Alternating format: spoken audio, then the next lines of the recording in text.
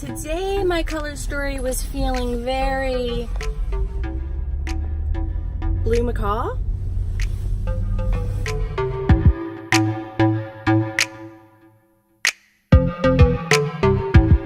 Welcome back to my channel. If you've never been to my channel, welcome completely. If you're back to my channel, thank you for coming back.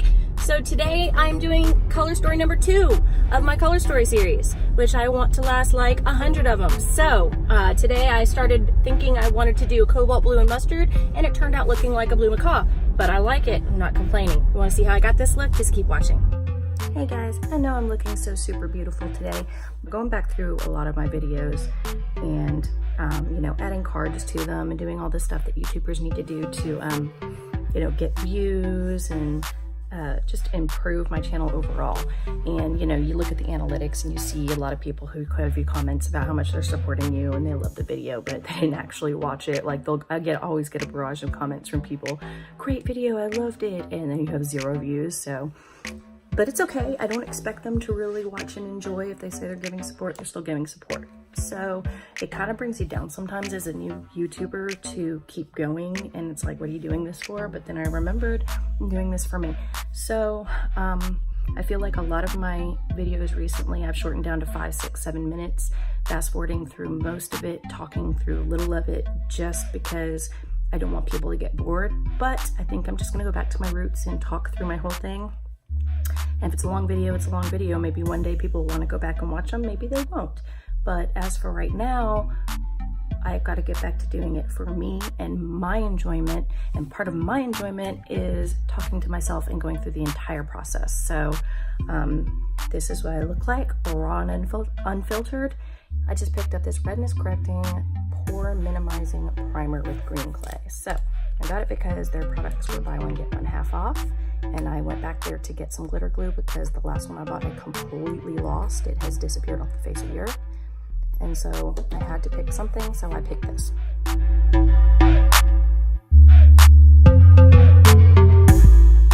kind of expected it to correct the redness immediately. I like that it's a little bit of a stickier primer. It made me feel like I'm gonna get my foundation to stay on.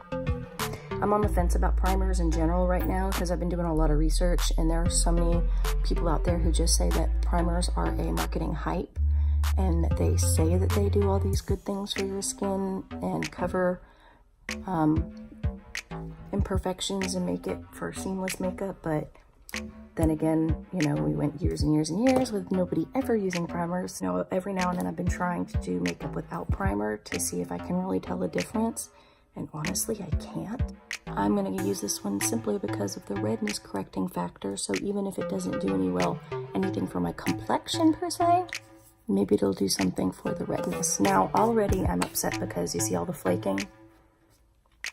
This is not smooth at all. And it might just be because I haven't waited long enough since I moisturized. But I'm definitely gonna have to brush all this off my face. I'm going with my favorite Becca Evermatte Shine Proof Foundation. And I like to add a little bit of my Becca Skin Perfector liquid, and it's like an illuminating liquid. You can either add this before your foundation or mix it in. I like to mix it in.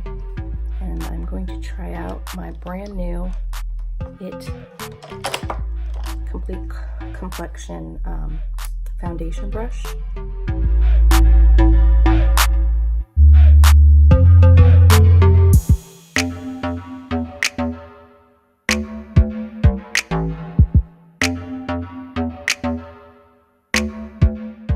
To say I like it. It's going on so smoothly.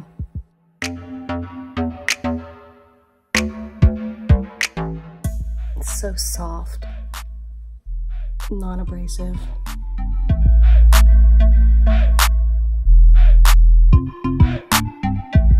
What I like doing lately, if I have too much on and I want to smooth it out, I just take my damp beauty blender and roll it. That way, if there's any caking or too much product, I can just have that do a light absorption, but not totally remove my makeup. I really like the way that brush performed for me. I've said this before, I am Not a fan of powder. It does not work well for my skin. It always shows every little crack and crevice. So instead of doing the translucent powder, I'm going to be using my normal Clinique and just patting it gently under my eye area to set that in place, but without making me feel like an old, wrinkled hag.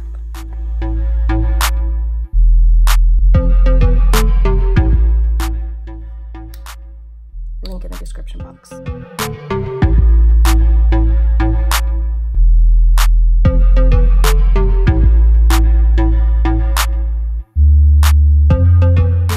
Okay, I'm going to start off by going into my BH Cosmetics Take Me Back to Brazil palette using this pretty cobalt blue in the crease with a bullet.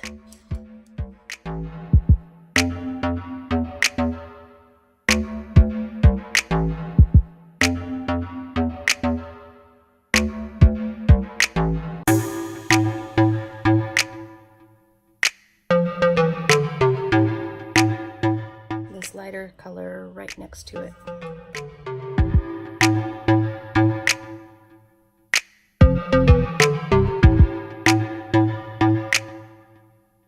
Now I'm going into Oceanfront in my Violet Voss palette.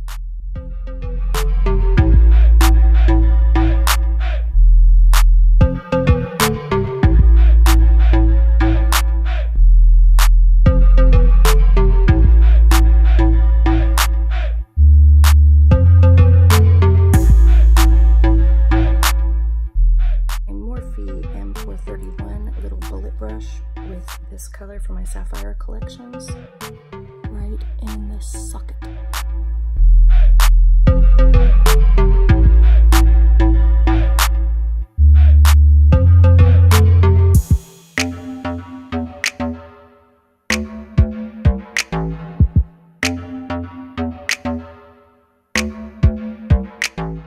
Now I need to coat my eyes again because now I'm going to put the mustard yellow on my lid.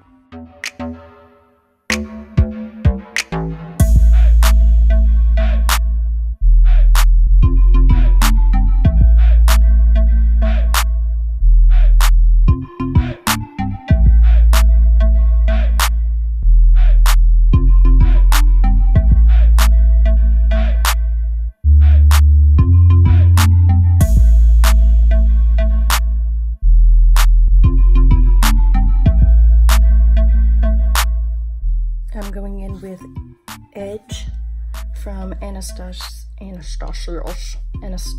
Beverly Hills Subculture palette, and I am coating a flat eyeshadow brush that I got at TJ Maxx somewhere, and I'm going to stamp.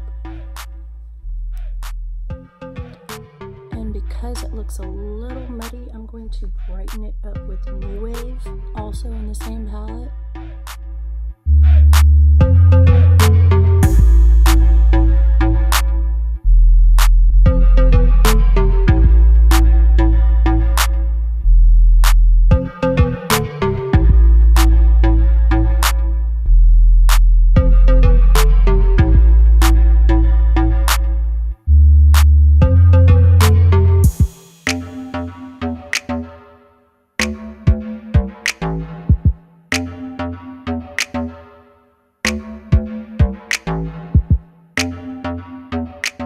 So I'm going to use some Axis from the Subculture palette and put that in my outer corner and bring it up.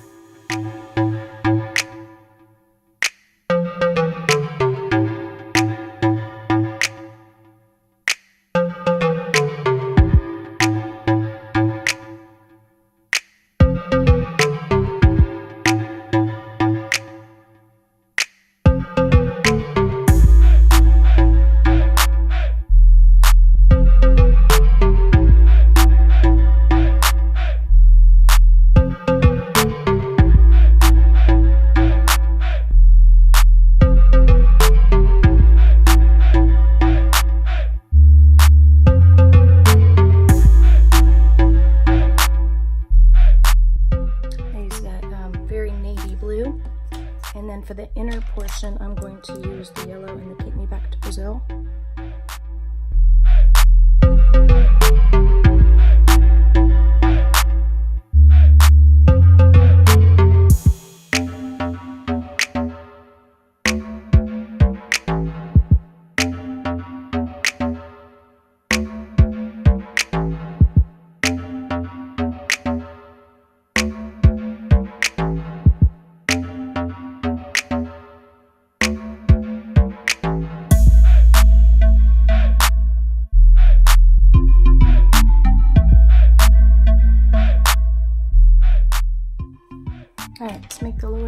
mine just a little smokier, I'm gonna go with a teal bluish color with a fluffier brush in my Sapphire collection.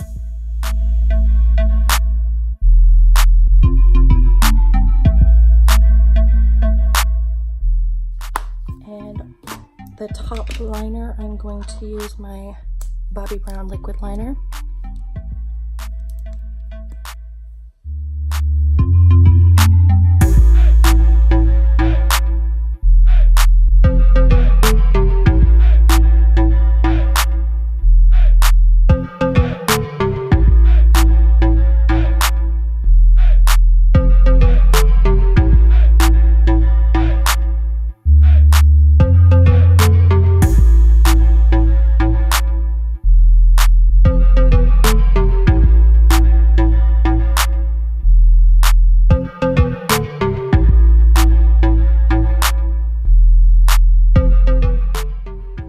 Left eye sucks for wing liner and my right eye is fine, and it is because I have this skin wrinkle on this side that drives me crazy and it makes me hook my liner. It like, ugh, I can't even go there. It is so obnoxious.